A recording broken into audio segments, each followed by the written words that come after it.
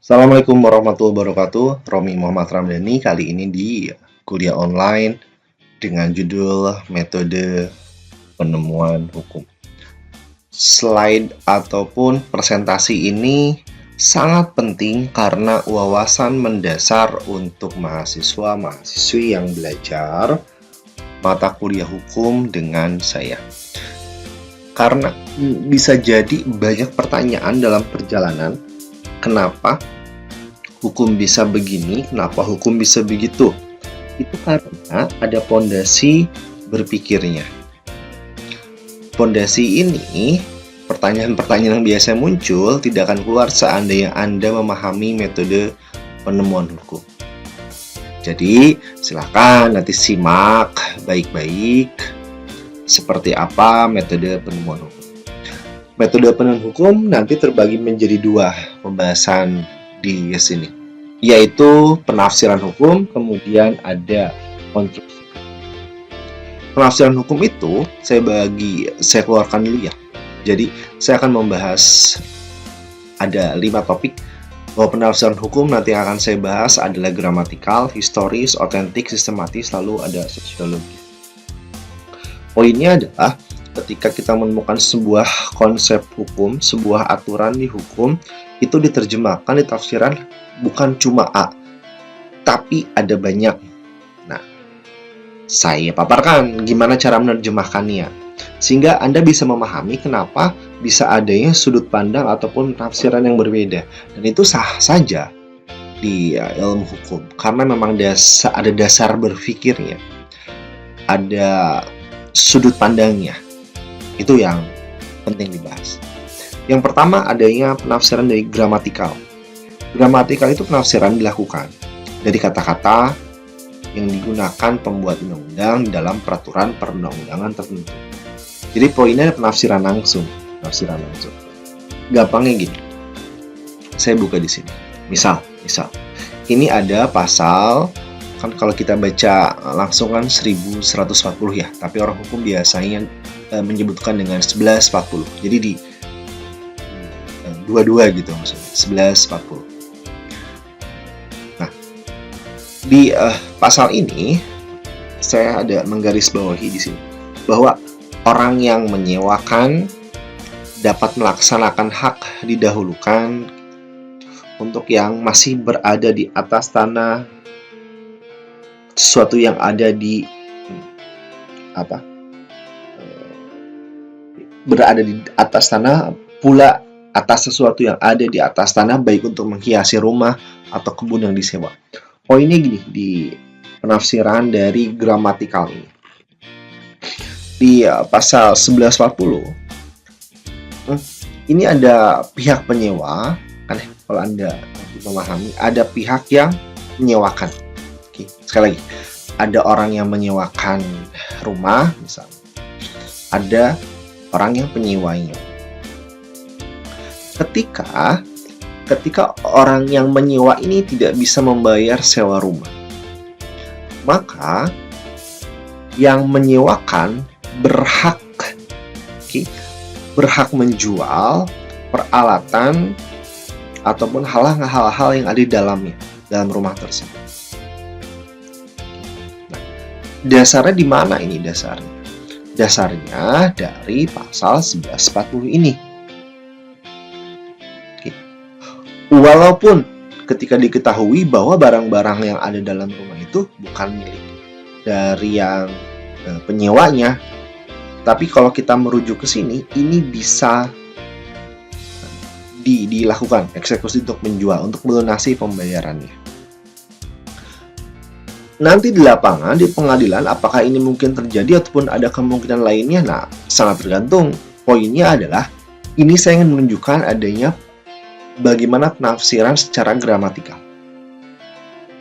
Ya, poinnya itu. Ingin ada penafsiran secara tata bahasa. Oke, selanjutnya, penafsiran historis. Historis ini nanti ada penafsirannya secara luas dan sempit. Jadi historis ada 2 cabang, ada penafsiran secara sempit dan luas. Penafsiran secara sempit biasa dikatakan penafsiran berdasarkan perundang-undangan. Dan yang penafsiran luas biasa dikatakan penafsiran sejarah hukum, baik itu sempit ataupun luas. Dari penafsiran historis ini meninjau latar belakang sejarahnya dari pembentukan. Misal kita akan memahami mengapa Undang-Undang Nomor 1 Tahun 74 tentang perkawinan gitu menganut asas monogami tidak mutlak, kan gitu. Ada asas monogami tidak mutlak. Ya maka perlu dilihat bagaimana fakta-fakta sejarahnya pada pembuatan rancangan undang-undang tersebut. Jadi kan fakta sejarah itu melihat latar belakang sejarah, gimana proses pembentukannya di DPR, bagaimana notulen rapatnya, catatan rapatnya, sehingga bisa dipahami bahwa misal asas monogami tidak mutlak itu karena monogami untuk yang Kristen, yang menganut KUH Perdata misalnya, sedangkan untuk yang Islam ada aturan tersendiri. Poin dari sini secara sempit, bagaimana kita menemukan apa kehendak dari pembuat undang-undang. Lalu secara luas ngambil contoh. Ini ada 2 contoh. Ini dari KUH Perdata, ada pasal 1459 dan pasal 1460. Saya baca yang 1459 ya. Ada hak milik atas barang yang dijual tidak pindah kepada pembeli selama barang itu belum diserahkan. Jadi hak milik, sekali lagi, barang yang dijual nggak pindah ke pembeli kalau barang itu belum diserahkan. Tapi di sisi lain, pasal 1460, sejak adanya pembelian, barang itu jadi tanggungan pembeli meskipun penyerahan yang belum dilakukan. Nah, ketika kita membaca ini, kita memahami bahwa ada risiko dari pembeli. Lah barang yang belum diserahin ke gue gitu, kenapa dia resikonya udah ada di saya gitu sebagai pembelinya? Padahal kerusakan bisa terjadi sebelum barang ada sampai di sana. Ketika kita memahami dari sejarah kenapa ini terjadi, ternyata kita pahami dari sejarah kode sivilnya dari Perancis. Jadi kan undang-undang dari kita banyak berasal dari Belanda. Belanda mengadopsi dari kode sivil dari Perancis. Ada turun-temurun aturan yang dari masing-masing negara ada proses untuk membuat aturan sendiri sesuai dengan hasanah dari negaranya. Oke. Nah, kembali ke 1459 dan 1460. Dari sini kan bisa diartikan 1460 ini menjadi merugikan pembeli atau menjadi resiko dari pembeli. Tapi ternyata alasannya 2 pasal ini tuh 1459 Indonesia benar-benar copy paste aturan dari Belanda, sedangkan di 1460 Belanda benar-benar copy paste dari Kode Sivil Prancis, di mana nanti aturan Belanda juga diadopsi oleh Indonesia, di copy paste gitu, diterjemahkan apa adanya, sehingga bisa jadi terjadi ada semacam tanda kutip kerugian di sini. Kalau hakimnya memahami ini, maka bisa saja 1460 KUH Perdata dinyatakan tidak berlaku dan peralihan resiko atas benda dianggap tetap terjadi setelah hak miliknya berpindah dulu pada pembeli. Ini secara historis, secara hukumnya. Selanjutnya adalah penafsiran dari otentik. Penafsiran otentik itu penafsiran kata istilah yang dilihatnya di peraturan perundang-undangannya. Misalnya, saya ambil contoh di sini ada dari KUH Pidana. Di pasal 98 ini ada definisi dari malam. Kadang-kadang ada kejadian, dikatakan ini kejadian peristiwa kriminal terjadi di malam hari. Pertanyaannya kapan malam itu? Nah, dibatasi ternyata malam itu antara matahari terbenam dan matahari terbit. Jadi ada batasannya. Penafsiran selanjutnya ada penafsiran sistematis, yaitu penafsiran terhadap suatu peraturan perundang-undangan dengan cara menyelidiki suatu sistem tertentu yang terdapat di dalam tata hukum. Kan definisi umum gitu, definisi hukum umum dari penafsiran sistematis. Lalu contohnya bagaimana? Contohnya, misal diancam dengan pidana penjara paling lama 5 tahun barang siapa mengadakan perkawinan padahal mengetahui bahwa perkawinan atau perkawinan yang telah ada menjadi penghalang yang sah. Artinya udah menikah tidak boleh apa? Menikah lagi, kan poinnya di situ, yang sistematis ini. Bahwa ketika ada apa, eh, saya kata-kata tiba-tiba hilang. Kalau sudah ini 279 pidana ini mengatakan bahwa sudah menikah lalu mengadakan hubungan perkawinan lagi.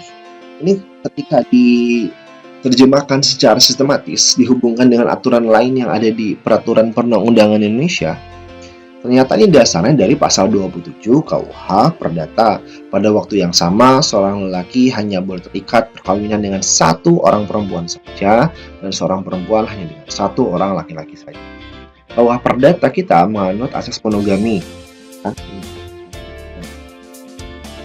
menganut asas monogami, tapi tentu saja di asas monogami itu berlaku untuk yang beragama Kristen, karena kan menjadi aturan yang berbeda pada hukum perkawinan agama Islam.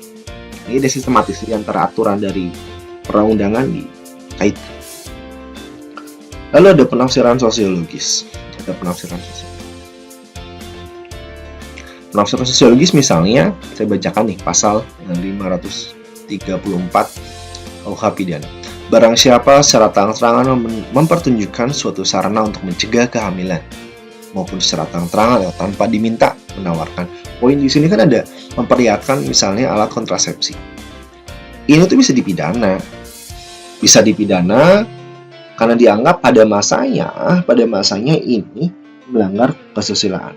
Tapi tentu saja ada penafsiran ini ini tuh dipersempit dalam artian hanya untuk bisa diberlakukan untuk orang-orang yang melanggar kesusilaan, tapi tidak akan berlaku untuk petugas dari keluarga bencana programnya kan gitu. Karena perlu mengedukasi dengan memperlihatkan, memahami konteks di masyarakat ya secara sosiologis. Itu dia sosiologis. Metode di sisi selanjutnya ada yang namakan konstruksi hukum. Konstruksi hukum ini jadi belum adanya nih konsep dari konstruksi hukum, belum ada peraturan undang-undang yang langsung bisa digunakan untuk ngeberesin perkara ya. Maka ditempuhlah sebuah konsep namanya konstruksi hukum. Oke. Jadi kata kuncinya belum ada peraturan perundangan secara langsung bisa digunakan. Proses konstruksi hukum ini dari tiga. Ada analogi hukum, penghalusan hukum, dan argumentum argumentario. Ini gitu. Analogi contohnya seperti ini. Ada orang, misal pakai huruf lah ya. Ada A ini menyewakan rumah kepada B selama 2 tahun. Ketika sudah 1 tahun berlangsung, rumah milik A ini diwariskan kepada C. Kemudian C ingin mengambil rumah yang sudah disewakan kepada B. Makanya saya sebut kasus sewa menyewa dipotong waris. Ini tidak bisa. Bagaimana? Kenapa? Karena kan ini aturannya nggak ada. Tidak bisa dari mana? Bahwa pewarisan tidak memutuskan sewa menyewa. Ini dilihat dari analogi pasal 1576 bahwa perjanjian jual beli tidak memutuskan sewa menyewa. Ini kepotong nih kata menyewanya. Ini analogi mengumpamakan adanya persamaan di situ. Lalu ada penghalusan hukum, di mana ini mempersempit penghalusan hukum. Katakan babysitter hanya untuk perdagangan, bukan untuk hibah. Babysitter itu pemegang benda.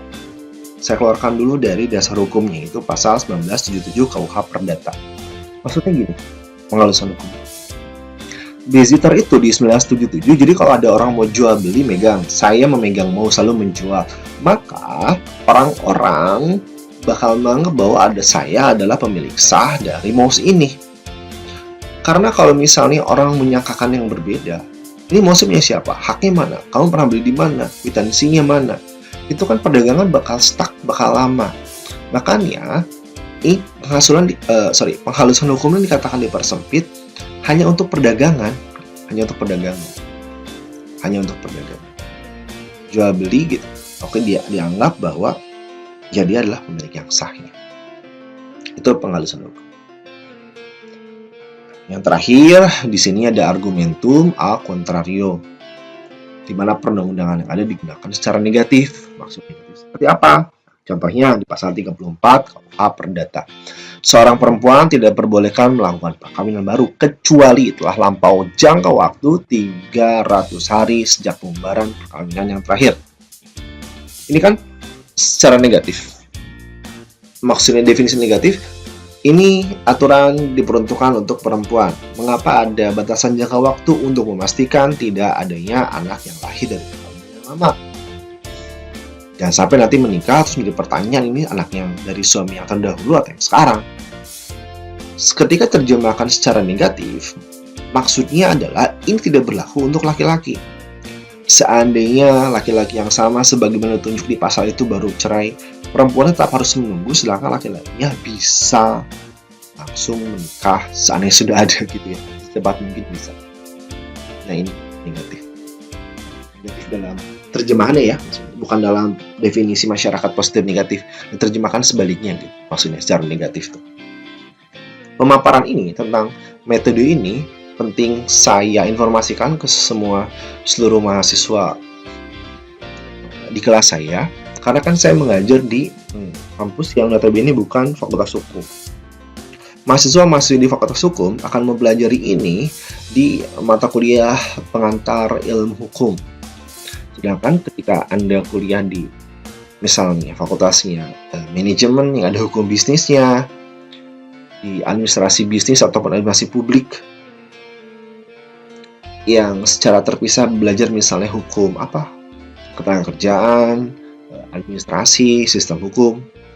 Ini perlu dasar ini sehingga Anda paham, mulai ada dasar pemikiran bahwa oh ya, ini bisa terjemahkan secara berbeda. Oke, itu dia pemaparan saya di disertasi kali ini. Terima kasih, saya pamit. Wassalamualaikum warahmatullahi wabarakatuh.